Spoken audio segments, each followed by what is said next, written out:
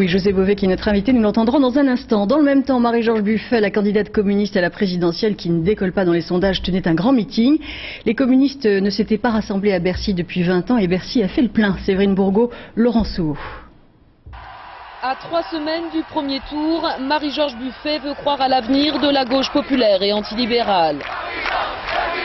Au plus bas dans les intentions de vote, la candidate communiste a ouvert son discours en concentrant ses attaques contre la droite.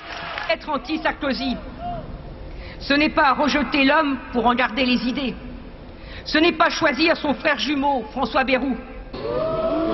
Critiquer la droite, mais aussi s'imposer à gauche, c'est le double combat de Marie-Georges Buffet. Face à cette gauche éparpillée, la candidate communiste met en garde contre le vote utile, celui, dit-elle, du renoncement. Comment ne pas voir que ce qu'ils appellent le vote utile, c'est le vote qui déporte à droite tous les l'échiquier politique et qui amène ainsi une candidate de gauche à appeler à sortir de l'idéologie punitive des profits. S'unir, rassembler pour mieux défendre leurs idées. Aujourd'hui, Marie-Georges Buffet a fait salle comble à Bercy, pas moins de 15 000 sympathisants.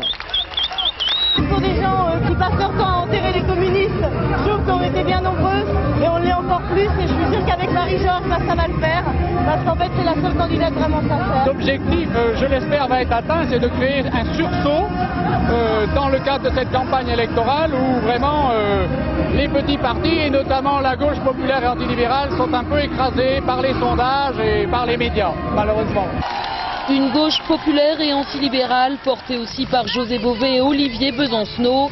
La candidate communiste part en tout cas avec cette obsession, faire mieux que les 3,4% de Robert Hue en 2002.